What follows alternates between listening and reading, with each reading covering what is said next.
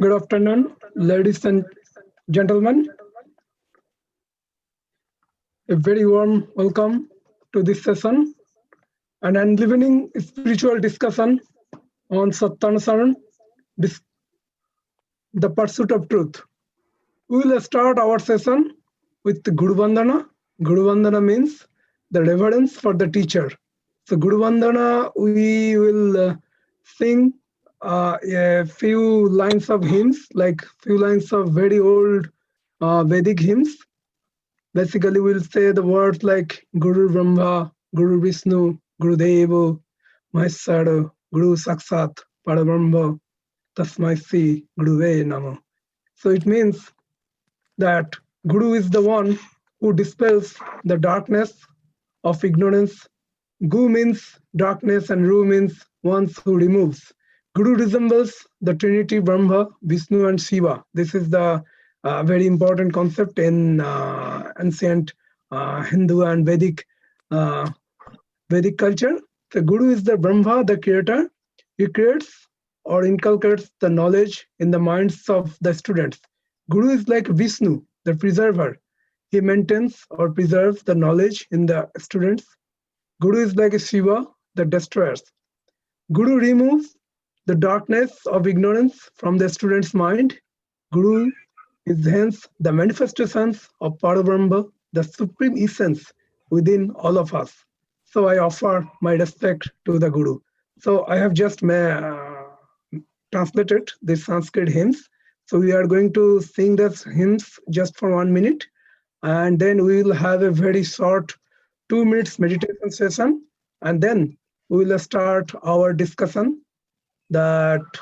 discussion on the holy messages from the Satyanusaran, the pursuit of truth. So first, we will start session with Guru Vandana now.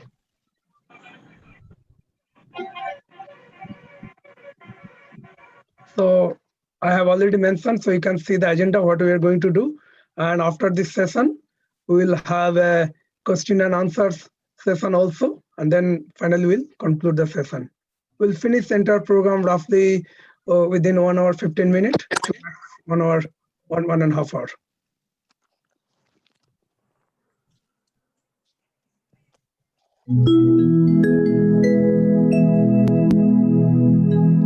Guru Brahma, Guru Vishnu, Guru Devo Maheshwara, Guru Devo Parama Brahma, Tasmai Sri Guruve Namaha.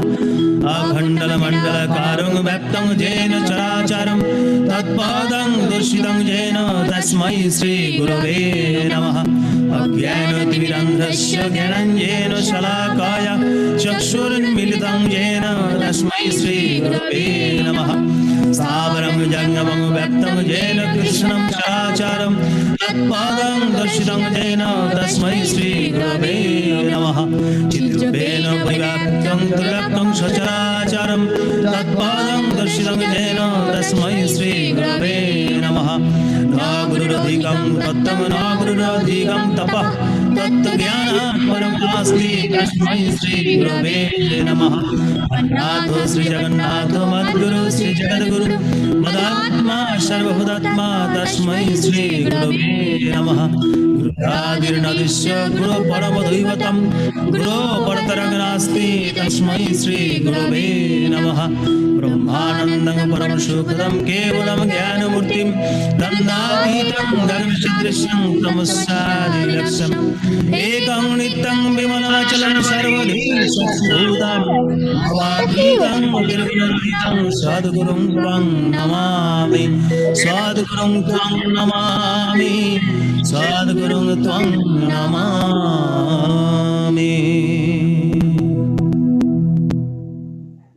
Thank you for attending Guru Vandana. Now we will do just 2 minutes short meditation.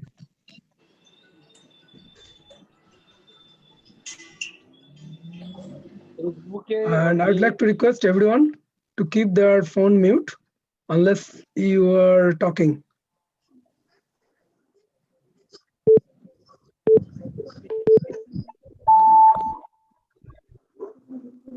Facebook और मेरे दीजिए Facebook के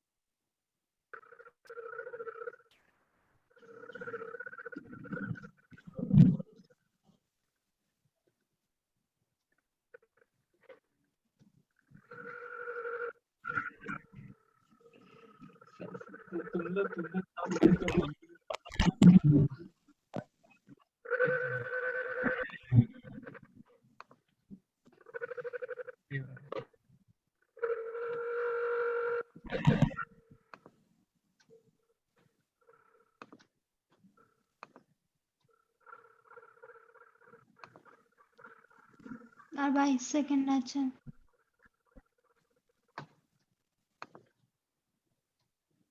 এখানে message গুলো আসবে।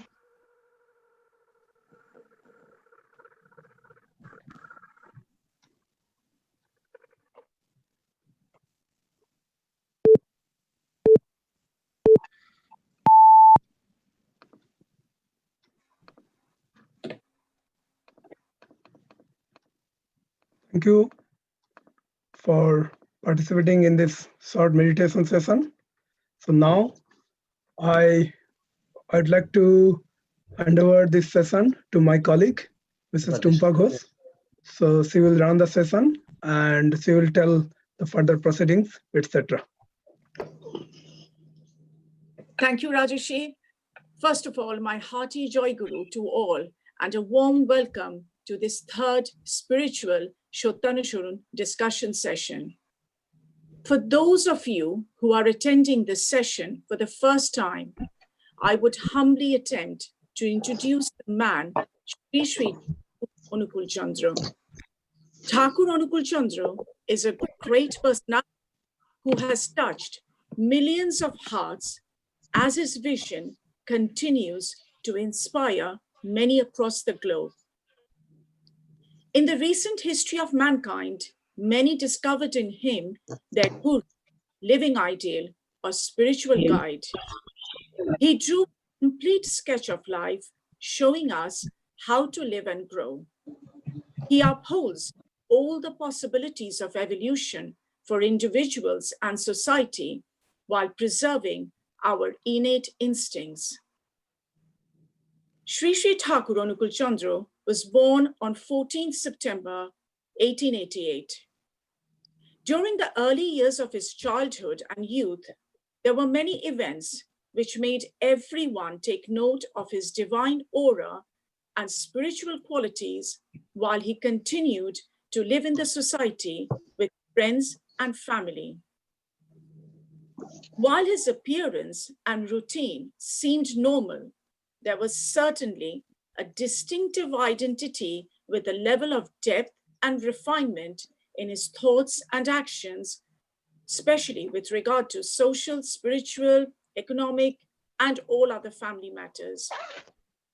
Right from his childhood, Shri Shri Thakur took a scientific approach to life in order to probe into the source of being. His normal habit of thinking was that every object of nature is unique and is throbbing with life or consciousness. His divine wisdom and spiritual realization has been demonstrated largely when the holy book Satyanusaran was written by him in just one night at the age of 22 in 1910 at the request of one of his friends. This book is a rich source of the celestial messages unfolding everlasting guidance on life and light. So now let us see, what does the word Satyanusaran mean? The word Sat means truth and Anusaran means to follow. So in English, the word Satyanusaran means the pursuit of truth. So now I would just briefly talk about how we are going to run this session. So we will be reading and discussing the messages from this holy book, Satyanusaran. We are going to look at 5 messages today. And for each message, we have 2 speakers. After the discussion of each message, we will summarize the key thought behind each message. However, as this is a discussion session, we would like to have more involvement from the audience. So if you have any question or you would like to share your thought, please raise your hand or use the comment box. This program will be coordinated by myself, Sudriti Ketkar from Netherlands, and Korobicho from Newcastle. So without further delay, I would like to welcome Sudriti to read the first message and begin the discussion.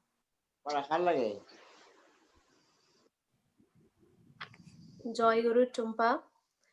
It's warm welcome to everyone who has gathered here for this phenomenal program. And here we start our discussion on our first message. Attach your inclination to good. You will become good unconsciously. To discuss this first message, I would like to request Mr. Amit Pradhan from Guwahati, Assam. Amita, I request you to discuss your thoughts and views about the message in the given time. Over to you, Amita. Joy Guru. Just Guru. one. Thank you so much. Sorry, just one small thing. Sorry for interruption. For each message you will read, and you will see that at the right hand corner, that is the timer. So once you will start, the timer will be started. So after 3 minutes, and it will give one signal. Okay, thank you. Okay, thank you so much. Thank you so much. Joy Guru, and a very good afternoon to all the participants present for this beautiful session on Satyanusaran, the pursuit of truth.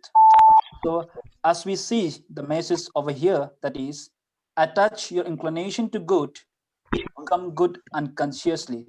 So basically, in this particular message from the Holy Book of Satyanusaran, so to say, defined living a life and how a person needs someone or an ideal to particularly lead a life. So in this particular message, I would like to basically focus on two main words, that is the good and the inclination. So whenever we speak about good, people may have different views as per the likes and dislikes. So some people may have a likeness to something and they may consider that to be a good thing for it. But on the other way, suppose some may not like that one. So on the basis of that, we need to have something, or we need to have such a thing which can be followed and which can be maintained like that of a standard. In this particular instance, I would like just to give an example. Suppose if we consider children learning to write something, we provide them with a handwriting which is 2 lines, and later on it gets changed to 2 lines. So similarly, what happens is he's been given a boundary, he's been given a path to particularly follow. Now coming to the second word, that is inclination, it means we attach ourselves to be adhered, to be surrendered to someone. And for that, in the Indian philosophy, we have 3 different marks, that is the Gyan, Karma, and the Bhakti mark. So we may be inclined to a person, we may be inclined to someone on the basis of these 3 marks, that is the Gyan, Karma, and the Bhakti. So just using the Gyan, that is the knowledge, it might not be possible for us. But on the other case, we might have to do something to attain that particular stage. And coming to the last one, once we have that particular karma or the deeds we have done, then comes the bhakti, then comes the devotion. So when we follow these particular things in serial manner or in a defined way, then it's sure that we will have a very good life ahead. So with this particular 2 words, I would like to just define this particular message, saying that if we always remain inclined to someone, that is the ideal saint Sri Thakur himself in this in Satsang, so we unconsciously may turn ourselves to be good. Just like if we see an upbringing of the children in a house, the children is based on the environment which he or she follows. Suppose if the family is maintaining a good environment, then the children, he or she tries to capture the things the parents show to him or her, or the way the environment is being maintained. So on the basis of that, we can say that a person gathers or tries to understand something, tries to attain the truth, because Thakur has said that the good means satya. Satya means the truth. So whatever the truth we need to follow, we have to be inclined to someone. We have to have a standard. We have to have a scale. We have to have a parameter. So based on which we can be ourselves, we can be good. So based on that, we can say that following an ideal, we can surely have a life which a good in the overall sense. So with these few words, I conclude saying Joy Guru. Thank you so much. Joy Guru Amida, it was a really beautiful explanation about the message and the way you related that with upbringing of the children and how inclination can affect our behavior. That was a fabulous explanation. Now I request Samaptima from Odisha. She's with us. Samapti, if you can come forward and share your views and thoughts about this message. Joy Guru. Jai Guru. Jai Guru. Samaptima, over to you. Yeah. Jai Guru, everyone. This is indeed a beautiful message and a very self-explanatory message that if you attach your inclination to good, you'll be good unconsciously. So this question was asked to Shishi Thakur's son, Shishi Borda, that what is good? So Shishi Borda said, good has different definition for different people. Maybe what you feel as good, to standardize the concept of good, what exactly good is, Shishi Borda, Shishi Thakur's son, said that good is our ideal. Good is our Lord.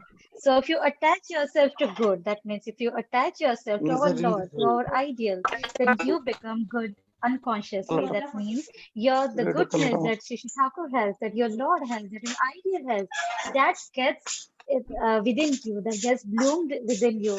And that is not like you have to work upon it. That happens unconsciously, that happens voluntarily within you. Why? Because you are loving someone, you are loving a good, so you becomes good unconsciously. So this is a very self-explanatory message. And then someone asked, then how do I know that I have been attached to him? I have been inclined to him. How do I know this? Then Shashi Bharta said, that how do you know that you love him, that you love your ideal, you love your Lord, you love your Guru? If every time in your conscious and subconscious mind, if you feel like every time you feel him and whenever there is a situation and you wanted to react in a different way based on your complexes, but at the same time, if you feel, had Thakur be in this case, he would have behaved in such a way. So I am a disciple of Shishi Thakur, I would behave in this way. So this practicing this thing, that every time in your conscious and subconscious mind, if you have Shishi Thakur within you, then you know for certain that goodness has bloomed inside you, that you have been attached to ideal, and so you have become good unconsciously. So this is a trick. And then how do I know that I have become good? That gets auto reflected in your words, in your dealings, in your attitude, in your behavior. So this message is attach your inclination to your goods and you become good unconsciously. And how do you know that I become good? That gets reflected in your words, in your dealings, in your characters. That's all from me. Jai Guru. Joy Guru, fantastic explanation here. So if I want to summarize about this message, I would say that our inclination is always expressed through our actions, behavior, and hence, if I just like Samapti mentioned here, that Prasanga Satyanusaran is a book where Shri Thakur's son, Param Pujpat Shri Borda, he used to take each message every day and explain it to the disciples. So over there, when it was taken up, that definition of good, like both of these people explained beautifully, that good is a relative term. What is good for me need not be good for someone else. So there he has explained that good is a translation in English of the word sat, and sat is that which is conducive of being and becoming. My existence, if it is enhanced by some principles or something, then that is sat, and that is translated here as good. And there Shri Bodha says that a teacher, a realized teacher or a guru is embodiment of Sat. He's the embodiment of good. So if I have inclination towards him, then unconsciously I will try and follow the things that are conducive of my being and becoming. And thus, I do not have to take any efforts. See, knowing that junk food is bad and actually avoiding junk food are two different things. So we might know a lot of things, but having inclination to him, having love for him, unknowingly enables us to control what is not good for us. So that word unconsciously has come from there. So a very simple example, that if a child has inclination towards his mother, then that inclination is enough for him to behave good, because he loves her and she is the one who is the embodiment of good for the child. So whatever she says, he will follow, and unconsciously he will become good. Likewise, for us, if we get inclined towards the embodiment of good, that is our teacher, then unconsciously we will become good. So this is the explanation about this first and very important message. Now I would like to hand it over to Tumpa Ghosh for the second message that we will discuss in this session. Tumpa, over to you, please. Joy Guru. Thank you, Preeti. Joy Guru. So let's move on to the second message. With the hope of getting a good name from others, the hypocrite mainly deceives himself, and due to his little faith, he deprives himself of the real gift of others. And I would request Obi Ghosh, who is pursuing PhD in computer science from Oxford University, to discuss his thoughts on this message. Jai Guru, everyone. So in this message, Shashi Thakur is talking about a person who is a hypocrite. So what do we mean by a hypocrite? So a hypocrite is a person who tries to show higher moral standards than he actually practices himself.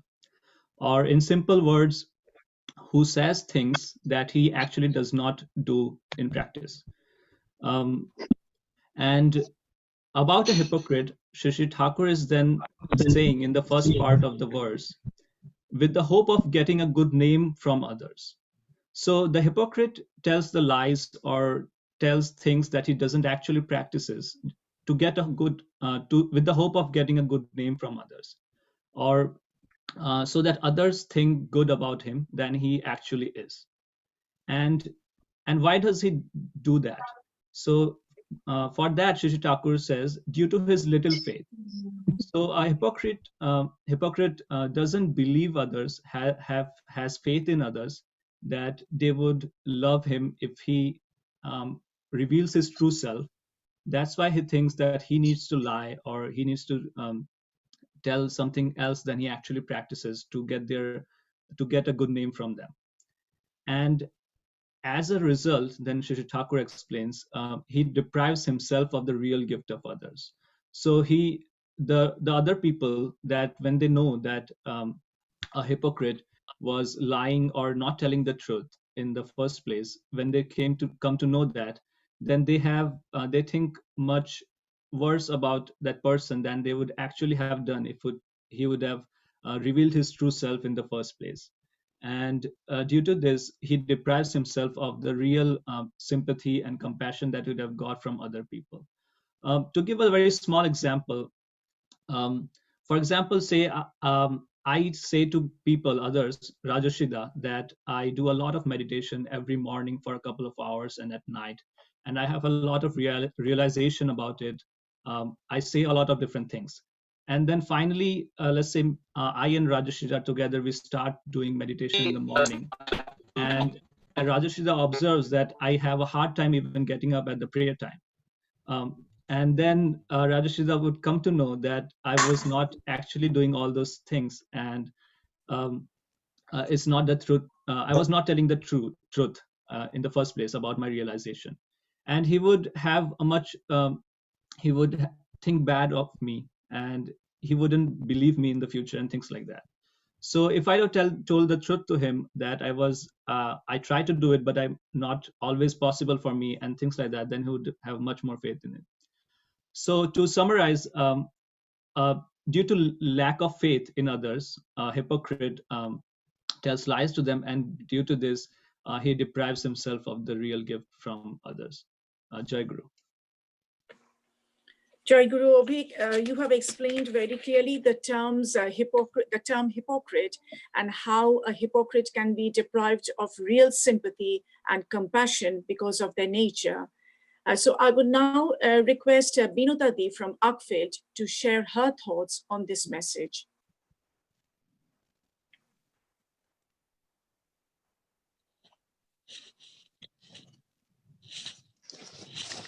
Jai Guru everyone. The message I'm going to explain is, with the hope of getting a good name from others, the hypocrite mainly deceives himself, and due to his little faith, he deprives himself of the real gift of others. So who is hypocrite? The person who says one thing and does it differently, who says lots of things and then he doesn't abide by it. So in the message, I can see there are two parts to it. One is hypocrite mainly deceives himself for getting a good name from others. And the second part, he deprives himself from the real gift of others. Hypocrisy is a deceit. When people discover this deceitfulness, the insincerity automatically creates a distance. Hypocrite deceives himself because he says things just to have a good name for himself rather than abide by it. So he is protecting his fault rather than correcting it and benefiting from the proper behavior. I'll just explain with an example. Nowadays, we often hear about coronavirus. We are, worldwide, all the scientists are all looking for the vaccine for it. So for the time being, all the ministers, they are trying to contain the disease. They have set out lots of rules. They are asking us to put the mask, keep the social distance, and etc., etc. So all the ministers, they are asking us to abide by all these rules. And but in the recent past, we have seen too that some of the ministers, they're flouting the rules. By breaking the rules, they are putting other people's lives at risk as well as his own. So by breaking the rules, he is deceiving himself. And when this news is out that one of the ministers have flouted the rule, his own friends are asking him to resign from his post. So what we see, the ministers is depriving himself from the real gift of his friends. So I hope I have managed to explain. Jai Guru. Jai Guru Binodadi, that was a really great example, and we can see that happening now with the current situation. And you've also mentioned about how insincerity creates distance. And by doing that, people try to protect their faults. And also I'll go back to Obik. Obik, you also gave a very real life example, which is happening now in with the meditation, and how we have to be sincere in what we are saying. So by pretending to be good or having certain beliefs, we actually deny ourselves of what we could have received or should have received if we were honest. So in Satyanusaran, Thakur says, no cunning is so good as simple honesty. So it's the lack of honesty. So if we just look at the message further, then we can see that or ingenuity comes from the longing of earning a name or fame. And Thakur says that this is a tremendous obstacle to self-elevation or to the path of a progress or self-development. And in this regard, to the extent that we are genuine, Thakur in the same book, Satyanusaran, has said, nature shall honor you with endowments and provide you with her appropriate privileges. So just try wholeheartedly to be genuine and not to be a hypocrite. So the key theme for this message to take away is to be sincere, to be genuine in what we are saying and what we are doing. I think that's all that I would like to say about this message. I would now hand over to Sudhriti again to carry on with the next discussion. Thank you, Tumpa. So moving on to our third message, which is reading books. Don't become like a book, but try to breathe its essence in your bones. Pull the husk to draw the seed. Very important message again. And to discuss about this message, I would like to invite our first speaker, Chinari Subudida from UK. I request him to please explain his views and thoughts about this message. Over to you, please, Dada. Jai Guru. Jai Guru, everyone. This is very interesting, Bani. When I come across this Bani, initially right before when I used to take the Diksha, used to read the Satyanusaran. Every day we used to read it, but actual meaning something hidden. I'm just explaining something, then I will come to these things. The way I saw the real meaning of each and every words in the Satyanusaran, what you call as a meaningful for every individual. That's what when Thakurji written the Satyanusaran, many people is understood different way, perception, etc. To avoid that kind of things, Bodha was explaining. That's why the Prasanga is Satyanusaran. That's the way I translate how the actual meaning, each words, each lines in the Satyanusaran, how we should be knowing. That means what I mean my individually, respectively what I trying to understand is before giving any opinion on anything, you should know the truth on it. Other than that, if you do not do, that opinion might go with everywhere. What you call as a art of seeing. How do you project, or how you will be talking or putting your view across the table to the every individual or anybody else? You should see all the truth in it. Example, therefore, if your child is got some money from your pocket, but he has given or somehow he or she utilized something, but she didn't tell her parents or his parents. So parents obviously they will get angry without telling me he took the money, etc. So obviously, it comes in our mind something angerness, gussa without telling me he took it. But when you know why or she did it, it might help you to understand what you scolded. Example, he might took some money, but he helped to his dear friend who was very, very needy that time. She helped it. But when you came to know that he took that and gave as a helping to others, tumhara andar, you feel something better in your heart about your kids, right? That's what this essence of this is. Just reading something at a high level. Do not project and pass any opinion, but try to breathe its essence in your bone. That means try to see the truth on it. Every angle you should see what is really. Sometimes constantly what is the essence and the bones. Basically, in other words, I saw something called keep thy ends correct with every accurate observation. That is one of the art of seeing. Thakurji, the message, volume number 9, that he has given that one. To give, before giving any opinion, you should know thoroughly in that particular subject or particular exists, or That is what Thakur called as a wisdom.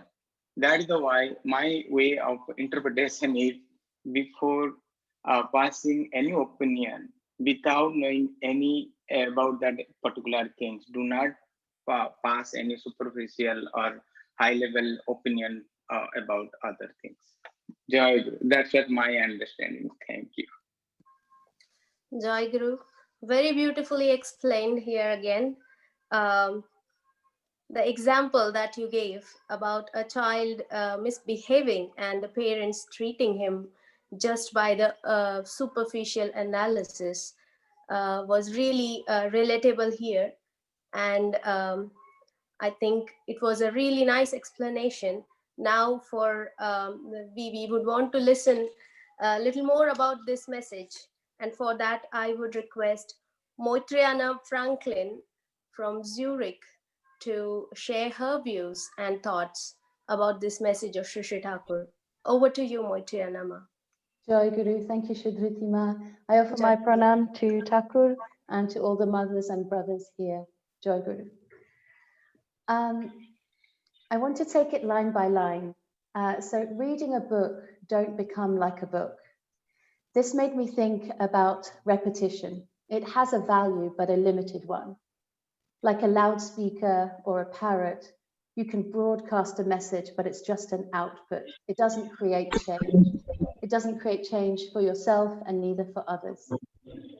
So to really learn and appreciate from theory, for example, from a book, we have to practice. We have to translate that theory into action and into experience.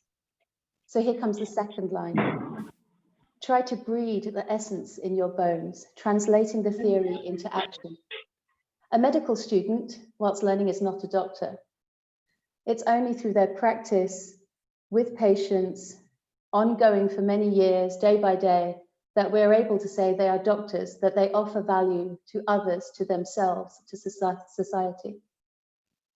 And then that person, I'm sure, looks back at the theory and says, I now see the difference. I realize more, the nuances, I realize. And that person, using the example of a doctor, is so much more credible.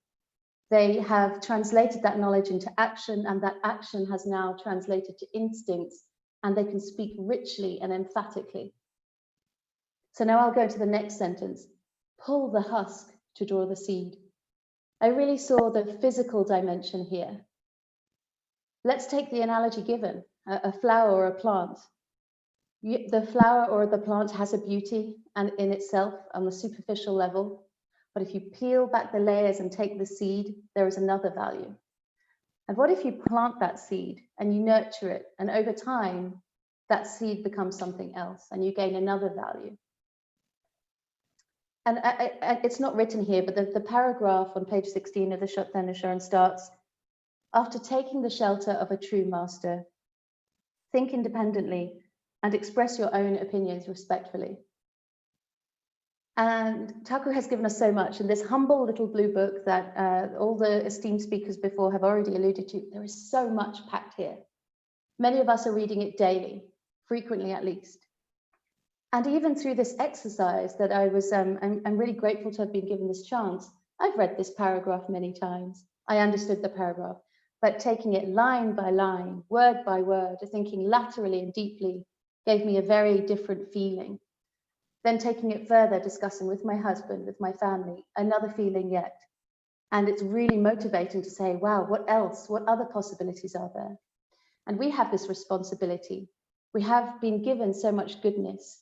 If we move beyond taking the theory and translate that into action, we can generate so much goodness for ourselves that will enable us to be change agents for others, to be able to influence positively the progression of humanity and mankind. Jai Guru. Jai Guru. That was a really apt explanation. I just love the analogy put over here, that the doctors, you know, with the help of their own experience, the thing is in their bones. I mean, that's the essence. And even here, I would like to emphasize here that Sri Sri Thakur is asking us not to even follow him blindly. He says that if you take a seed and just look at it and it has a husk, so I might think that it is useless. I might throw it away. But only if I just take that husk, if I pull that husk, then I can reach at the very valuable thing. So if we do not deep dive in things, then we might as well get illusioned by the outer appearances. And in that case, we might lose a really valuable thing which is inside which we never get exposed to. And the first one, where he says that don't become book, it's a really nice analogy that we can see. When I read this message and I was thinking about it, we can actually see a lot of books walking around us. I mean, so many of us know a lot. Book is a treasure of knowledge, but it cannot put itself in its own character. Then it is not of any value. And that is what I think this exercise that we are doing here, I think, is in line with this message that we are trying.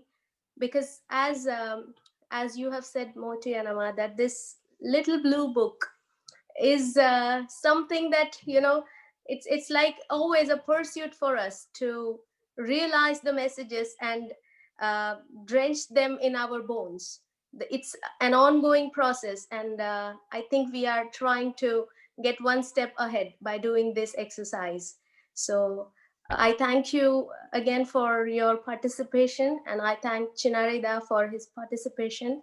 And I would again want to say that if at all anyone has questions, they can raise hand or type the questions in the chat box, and they will be addressed at the end of the session.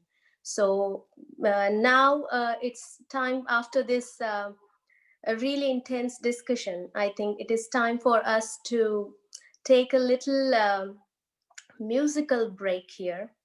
I would request Abhi Kosh to offer a devotional English song, and then we will further continue with our message discussions. Over to you, Abhi. Please go Jai ahead. Guru. Jai Guru. I sing, the glory of my Lord I sing. I sing, the glory of my Lord I sing. To all he gives happiness and peace. To all he gives happiness and peace. The light and life of every being. I sing, the glory of my Lord I sing. He is my joy, he is my soul. He is my joy, he is my soul. He is my way, the eternal goal. Loving him and serving him, I follow him forever. Keep worshipping. I sing, the glory of my Lord I sing. I sing, the glory of my Lord I sing. All our prayers he grants to us. All our prayers he grants to us. As we strive, so we achieve. Never, oh never, he never falters. Never, oh never, he never falters. I sing, the glory of my Lord I sing. I sing, the glory of my Lord I sing. He is my life, I live in him. He is my life, I live in him. The truest friend of every being. He is our Father, he is the Mother. All I desire I find in him. I sing, The glory of my Lord I sing. To all he gives happiness and peace. To all he gives happiness and peace. The light and life of every being. I sing, I sing. The glory of my Lord I sing. The glory of my Lord I sing. Thank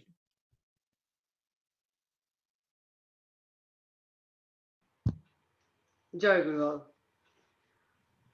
Our next Bani is speak the truth, but don't bring destruction.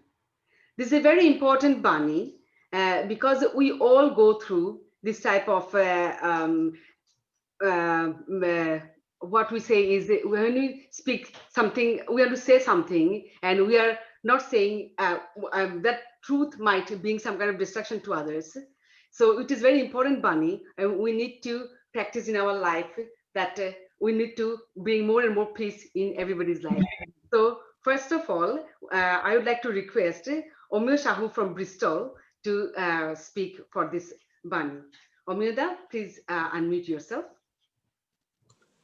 Joy Guru, and very good afternoon to all of you. My pranam and prayer at the lotus feet of Sri Sri Thakur, Anukul Chandra. Today, the holy message from Satyanusaran, speak the truth, but don't bring destruction. This is what I'm going to discuss today. Being attached with Sri Sri Thakur, myself and all my Satsangi friends here, I believe it is pretty clear from the message what Sri Sri Thakur wants to convey. But for our non-Satsangi friends, I would like to request, don't misconstrue the message that Sri Sri Thakur wants to desist you from speaking the truth or desisting you from following the path of truth. Definitely not. There is a little a different meaning to this message, which I would like to bring in more insight, my little knowledge. Basically, with this message, Sri Sri Thakur and Kulchandra cautioning us to be very cautious while speaking the truth. Because when we speak the truth, the other side, he may not take in the right spirit or in the right sense, which might bring in little emotional or psychological impact to him. So we need to be a little careful while speaking the truth, because no one wishes to hear the critique about them.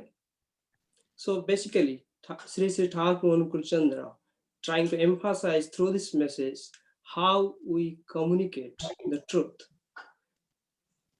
And I'd like to add a little more insight to this. I remember during my school days, before the start of the class, we used to recite a prayer, and there are two lines from that prayer. I remember when we pledged that I would never be scared to speak the truth, or I'll never be scared to follow the path of truth, even if it brings death to me. And as we grow up, our parents, our gurujans, the elders, and the living ideals, always the advice has been to speak the truth and follow the path of truth. And so there is not a single iota of a doubt that we should not follow the path of truth or speak the truth. And or will not be selecting about speaking so. So because speaking truth is always a rocking foundation for a great character. And nothing in this world is harder than speaking the truth. In reality, the society has become so naive and fake that truth actually bothers people. However, there is a great advantage of speaking the truth, because you do not have to remember what you have said. However, there is always a price to pay for speaking the truth. And at the same time, there is a bigger price, living a lie. That is the reason Thakur, through this message, wants to convey that speak the truth, but don't bring destruction. The reason for saying that is because we are living in an environment. When I speak the environment, it is ourselves and the society we live in. Because if everyone follows the truth or the path of truth, everyone speaks truth, then there is no problem. It is like whichever way you put in the truth, it is no issue. Regrettably, telling the truth forthright is sometimes dangerous because it threatens the long-term standing understandings or the relationships. It brings or dampens the relationship between a parent and child. It dampens the relationship between a teacher and student, between husband and wife, or between close friends, and also in a professional life between a boss and his team members. When I brought in these examples, I'd like to add a little more between a parent and child. When a parent gives feedback to his child about either about his behavior or about his study, if he speaks the truth outright, forthrightly, the child may not be mature enough to take in that sense, and so he will be psychologically down. So it could be conveyed in a sense. It could be conveyed in a better way, so that the truth is conveyed, but at the same time, the child is taken in the right spirit. In the same thing between a teacher and a student, when teacher is giving a feedback about the performance of his student, that whether if he's not good, then the student, instead of taking it in the right spirit, he might be morally down. So the truth can be conveyed in a better way, so that it is the message is conveyed that he's not doing well. At the same time, he gets motivated. And same thing between a boss and his team members. So the message, what Thakur wants to convey here is, yes, you speak the truth, but make sure that the other side is not taken in the other way around, so that it, instead of bringing it good, it doesn't damage the situation. So I would like to conclude here, saying that we must speak truth, we must follow the path of truth, but as Thakurji says, to be extra cautious and make sure that don't bring the destruction or don't damage the other side's moral or his spirit. I'd like my other panel members to throw more light on this message. And any questions, please write in the chat box. Would like to answer them. Thank you. Joy Guru. Thank you very much, Amyoda. It was a very eloquent description of the Bani. Now the next speaker is Mo Banerjee from London. Mo Banerjee, over to you.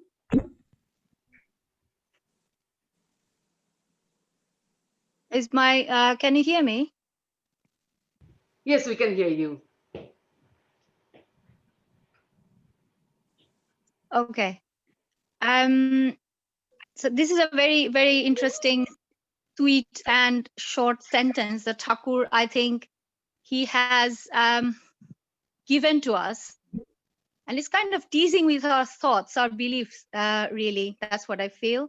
But first of all, hearty Joy Guru to all.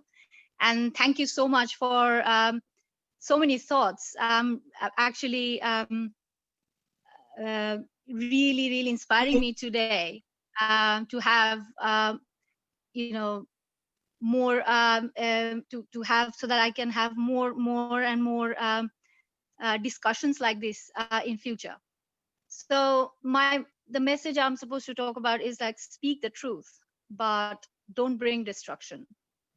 What does it mean? At first, when I read this the first time, I thought, what, easy, like asking us to lie? Because if we are even speaking the half truth, that means we are lying, right? Because half truth is a lie. That's what I always believe. But I think through this message, he's asking us to be more compassionate, to be more kind. And I would just like to have one example from our great book Mahabharata, where we knew that Yudhishthir is the great man who never lied. But he had to when he lied about Ashwatthama, who killed Drona's son, but he went there and he conveyed the message to him that Ashwatthama died, but he also said iti gaja. That means actually Ashwatthama was not dead, but an elephant got Ashwatthama. He was dead. That elephant was dead. But he had to lie, given the fact he already knew that the war, he's going to win in probably a couple of days' time. He was already a winner, but he needed to also kill one of the pillars that Kauravas had, which is Dronacharya, his own teacher. And he didn't mind lying to him, knowing that it would bring immense emotional destruction to him. And probably that's, if I'm correctly thinking, after that Dronacharya died. So what happened, and the price he paid, that we knew that it's written in the books, that Yudhishthir's chariot used to be always like 4 inches above the ground, because he never lied in his life. But after he lied, his chariot, it came down, and he became just like everyone else. And so given the fact that he did it, he probably saved more lives. And in this war that was taking place for such a long time, so it's quite not a lie, or not even a truth. So it's quite intriguing to me, really. I'm still exploring all these kind of thoughts, and my thoughts can become foggy at times when I think about this, think on this really hard. So to simplify it, I feel that you speak the truth, but be kind. Don't tell a dying man that, in a couple of hours you're going to die. Any last wish? So we do say that, please have this hope. No, you're going to leave. You're going to walk away from this hospital, or you're going to walk away from your deathbed.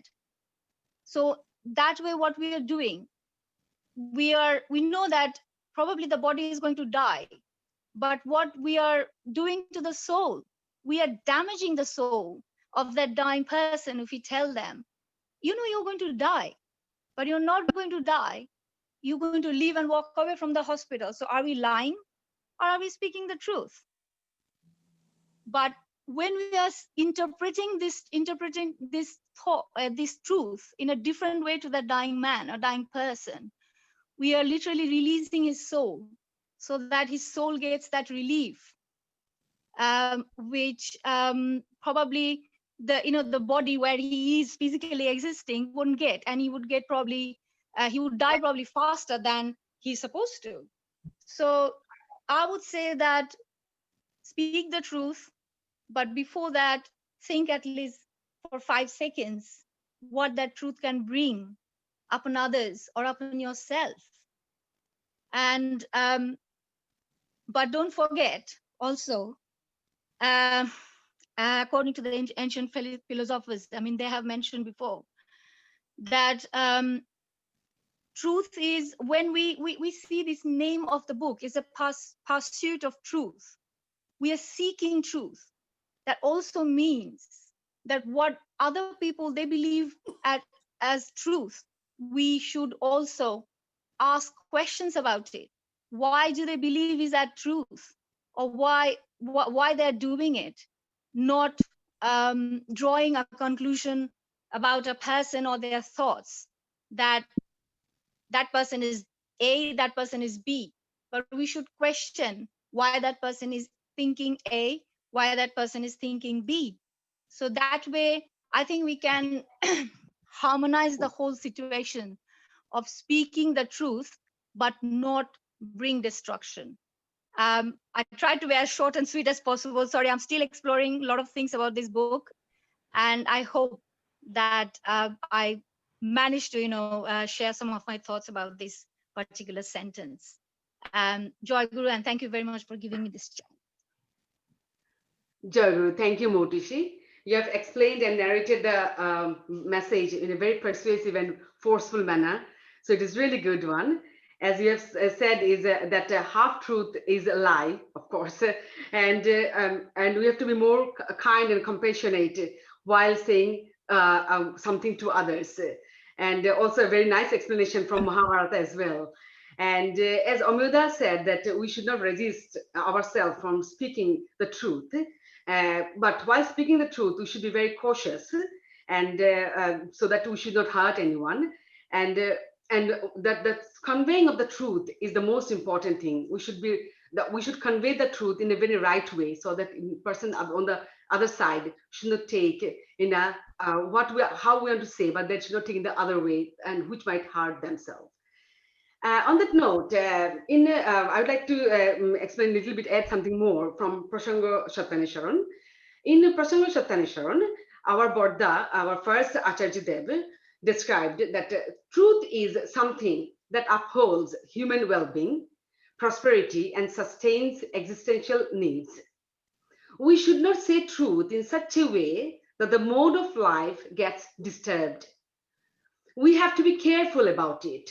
That means my words should become worthy and effective, should not create distress in any situation, for which someone may get embarrassed, hurt, or lose his credibility dealing to, and which might lead to a miserable life.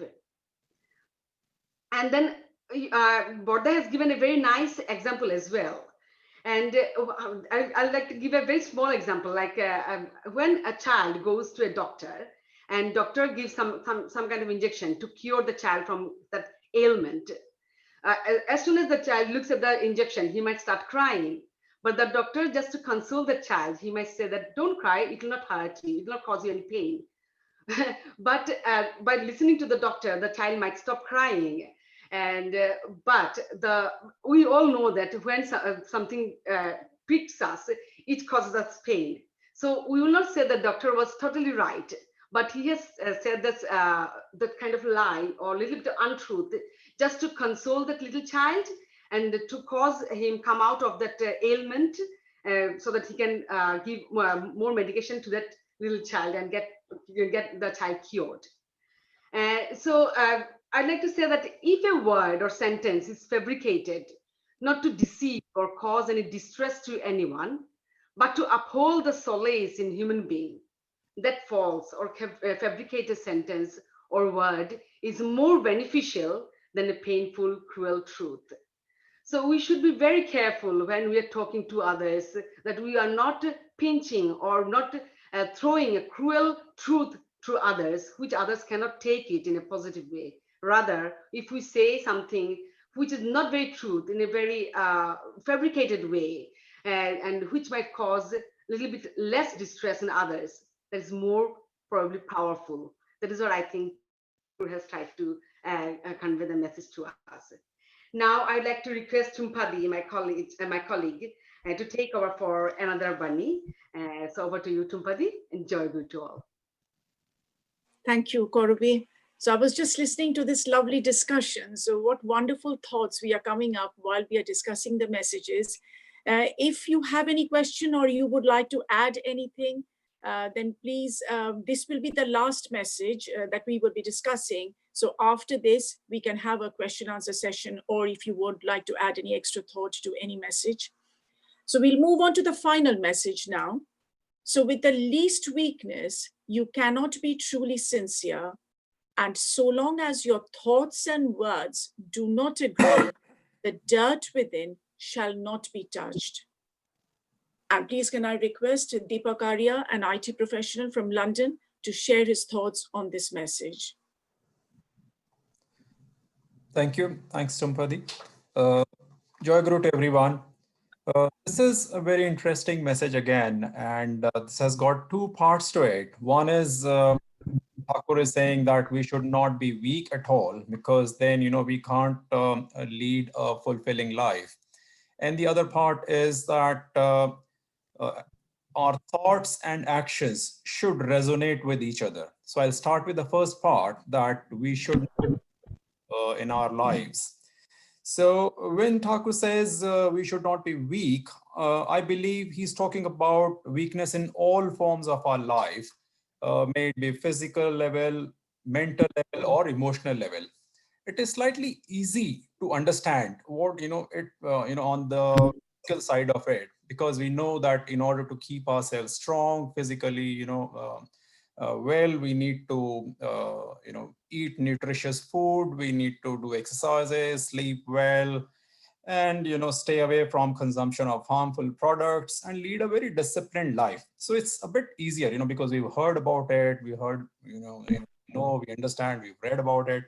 It's slightly more, difficult when we talk about weakness of mind, weakness, in emotions, and how to strengthen those. We've seen that, some very successful people, very talented people, at times, due to some mishappening in their lives, they go to the extent of even committing suicide. Now, so that tells us that, there's something missing, in such people, or, in ourselves, at times, things happen, situations arise in our lives. We feel so gutted, we feel so depressed and traumatized. Now, how can we help ourselves? Of course, in extreme situations, one can and one should seek medical advice, but that's the cure part of it. Is there anything we can do to prevent this? How can we, really strengthen our mind, strengthen our emotions, so that we can withstand the pressures and difficult situations in our lives? Now, Thakur says that the best way to do that is to do regular meditation, to train our mind, just like, for being physically strong, we train our body. To be mentally strong, to be emotionally strong, we need to train our mind regularly by sitting in for meditation, by talking to Thakur, by regularly, seeking his blessings, and by understanding that only karma is in our hands, and we need to commit to do, commit to excelling in life, do our best. But but despite that, if things don't go in our favor, if things, if we are still not able to achieve our goals, Thakur still says that, don't sit there, try harder, try again. That's, what we should be doing. However, if there's no second chance or third chance available, I think the best way is to accept the situation, dedicate it to the wishes of Lord. Because if something is not happening as per our wishes, it is happening because as per the almighty wishes. So, sorry, I'm taking a bit more time here. So that's what I'm trying to say. And conclusion is that, Thakur says, believe that you are a son of the Father, the Supreme. So we can seek strength from that as well. That no matter what happens, we are going to withstand the pressures of our life, because we are the son of Father, the Supreme. The second part, of course, was that there should not be difference in what we say and what we, what we preach and what we practice. I think enough has been already discussed, when we were discussing the hypocrisy of people. So again, as in Hindi they say, "Kathni aur karni mein fark nahi hona chahiye." And that's where Thakur says, if that happens, that is the rubbish that you can see floating, and we should refrain from indulging in such behavior. Thank you very much. Joy Guru. Thank you, Deepagda. That was a very, very eloquent explanation of the message. And you have mentioned about weaknesses in all forms of life, and you've suggested the ways to solve it and how we can gain our mental strength by meditating. And you mentioned, like, we are all the Lord, and what are the ways we can overcome our weaknesses. That was a brilliant explanation. from you, Dipakta. So, and a final speaker now is Queen Saikia, who is a PhD student from Leeds University. Joy Guru, everyone. It's a really wonderful session, and all the speakers have been really giving insightful messages till now. The part of my opinion where I'm going to add is something related to most of the banis. We have listened to it today. So if I make some, if there is any question or any opinion, please feel free to put it out. So in this bani, it said that with the least weakness, you cannot be truly sincere. And so long as your thoughts and words do not agree, the dirt within shall not be touched. In this Bani, Thakur means that there has to be a smooth connection between our thoughts and the words we speak. And if we cannot do that, we lose sincerity in life, and that gives home to weaknesses. We live in a life. We live a life battling against our weaknesses, despite we know how to overcome them. And weaknesses and an ideal-centric life, it lies in an opposite direction. It's extremely opposite. If we hold weaknesses in our heart, we are far from the ideal. And if we are strongly attached to Thakur, then we give less chances for the weaknesses to harm us. So to live an ideal-centric life means living in accordance to the philosophies of the ideal. But now the question is how an ideal-centric life will help us tackle our weaknesses. As mentioned in Prasanga Satyanusaran, it has been the prominent sources of weaknesses have been categorized in as those of the few vices such as lust, anger, greed, attachment, and unhealthy diet. Now I'm taking an example of explaining how greed behaves as a weakness. For example, this is a very small story. I mean, this is a very small example, but yet I hope you'd be able to connect it. So, for example, I know sugar is unhealthy for the body, and I want to cut down sugar, but I can't because I love sweet stuffs and I keep eating sweet stuffs all the time. Uh, and one day I go out and meet some new people, and where everyone is very health conscious and they speak about a healthy lifestyle and they talk about diet. And in such a situation, I don't want to appear stupid in front of them. So I don't want to say them that, no, I like sugar, I can't get rid of it. So in such a situation, I'll say that, yeah, I'm also living a healthy lifestyle. I'm cutting down sugar, and instead of telling the truth that I take sugar, I say exactly the opposite because I don't want to I don't want to sound stupid. So we say that, but deep inside there is a voice telling us that no, this is not the truth you are speaking. You know what you are. So so that's how when our thoughts and words come into conflict, and that's how we move far away from the ideal. So our initial approach lies in tackling our micro decisions. So these are just the micro decisions in our life that we make. For example, in the morning we need to decide whether we should take a half a spoon of sugar or 3 spoons of sugar instead. So those micro decisions are come out straight from the subconscious mind. We don't actually think about sugar every time, right? So this comes straight from our subconscious mind, and the subconscious mind is it is fed through, I mean, when we are in close connection to the ideal. The more we practice meditation, the more we follow Thakur's principle, we keep feeding our subconscious mind with positive power, and which ultimately helps in overcoming our weaknesses. In that way, we get rid of our weaknesses, and the conflict between the thoughts and the words just get rid of our mind, and that's how I believe we can attain a more sincere life. And I hope this is just this makes sense with the Thakur's Bani. So that's all. I would conclude it here now. Jai Guru.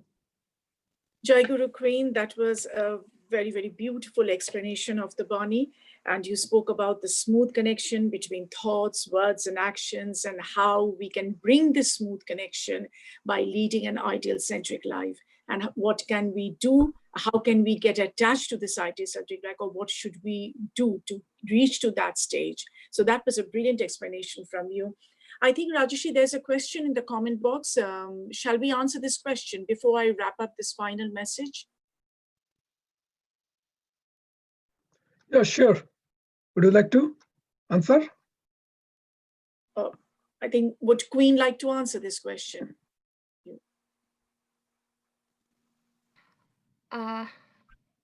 I think, how could we implement this Bani in our daily life?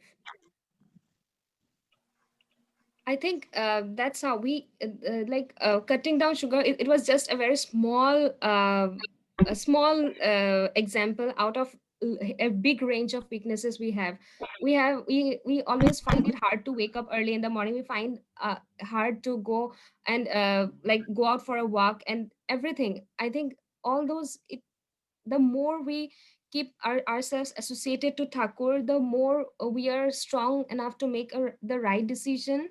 I think meditation and being more connected to the ideal helps us taking decision, and that's how I guess will help us to get rid of our weaknesses.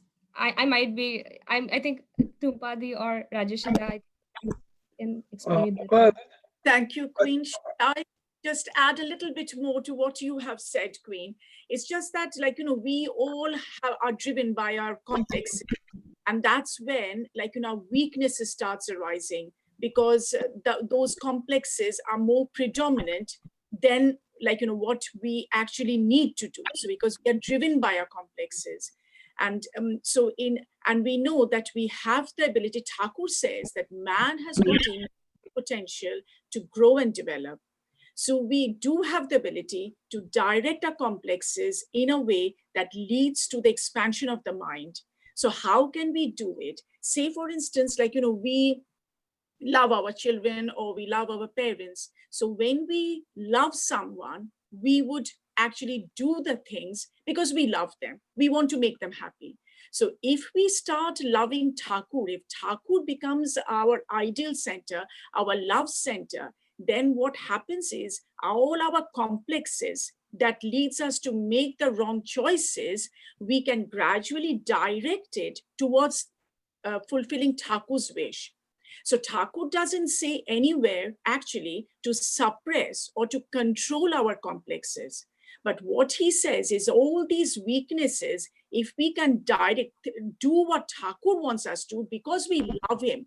So it's the main thing is out of love, we will start trying to direct our weaknesses in a way so that it leads to the expansion of our life, so that we can live and grow happily and we can come out of our weaknesses.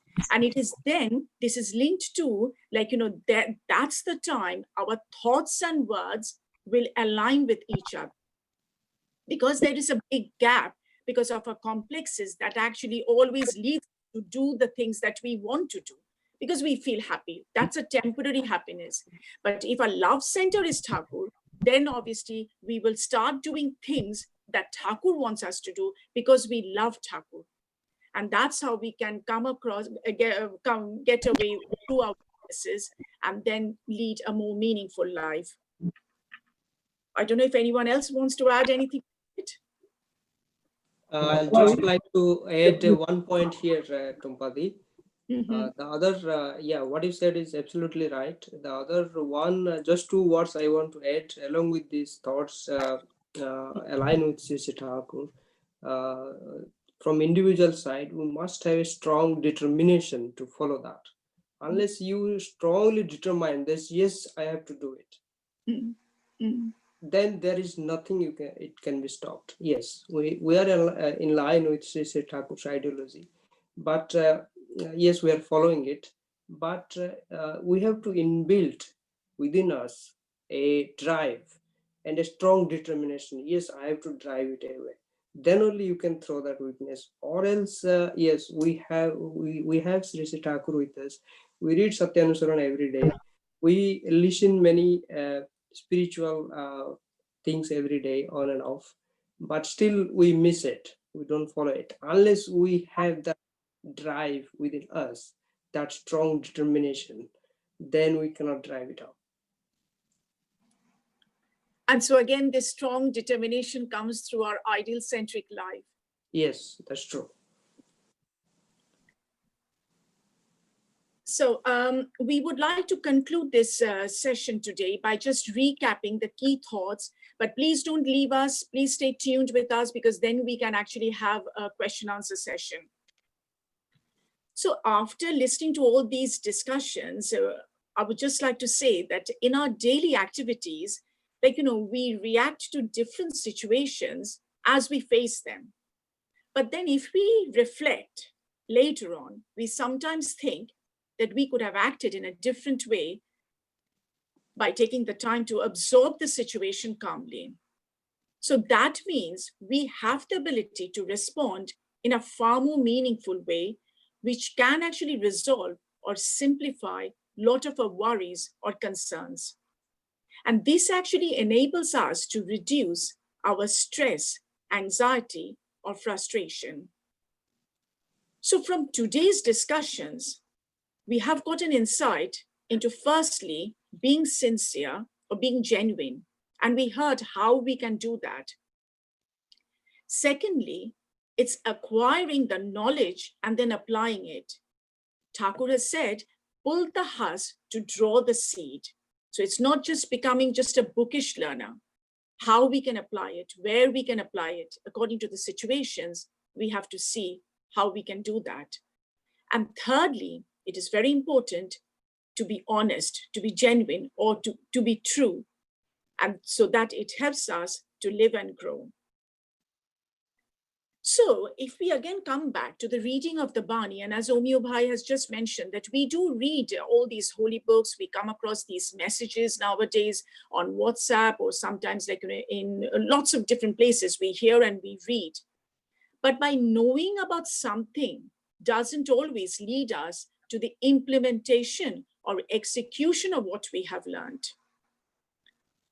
And in this context, Thakur has said, do, koro, ho, pao, do, attend, and then get what you expect. So that means to get something, we have to do it appropriately to the level of that the expertise is required. And this can then fulfill our expectations. So the key thought is to practice what we know, and practice that will lead to the expansion and growth of our life. And I would just like to wrap up with this message from the Satyanusaran, which says, Thakur says, don't regret for not having without doing in the way you can have. Know it for sure, doing is the mother of getting.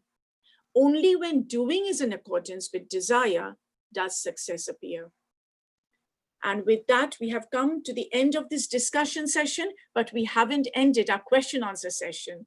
So we can carry on. If you have any questions, you can either raise your hand or write the question in the comment box. Thank you. Kumpadi, Joy Guru. Yeah, it's a really wonderful session. I was trying to internalize the thing, and it was showing my mirror image there.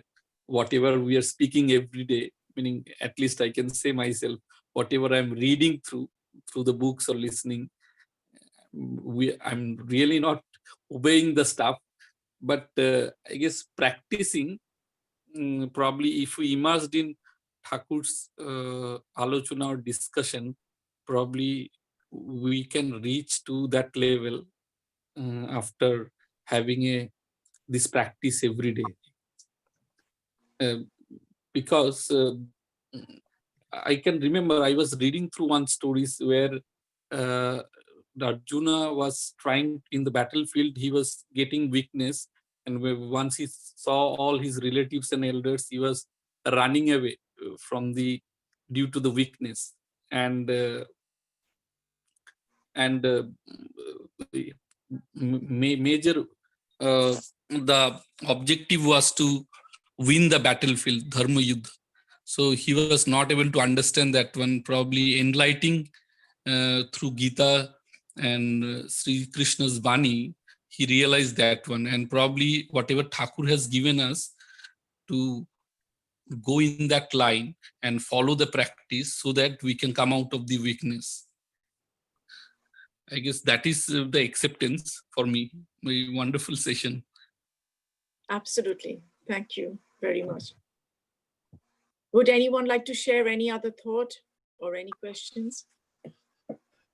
Over to Rajeshi now.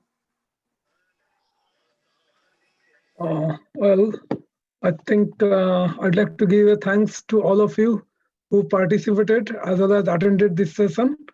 It is an unique initiative by Satsang UK, and actually so that we can explain and spread Sri Thakur's holy message in this form of in this form. And also, I think our guest friend Lee put a big question, but unfortunately he had to leave. I will interact with him later for those answers. And if anyone still would like to ask any question or share some of your thought, we can still carry on for some time. But I would like to give a big thanks on behalf of Satsang UK for attending and participating wholeheartedly in this session.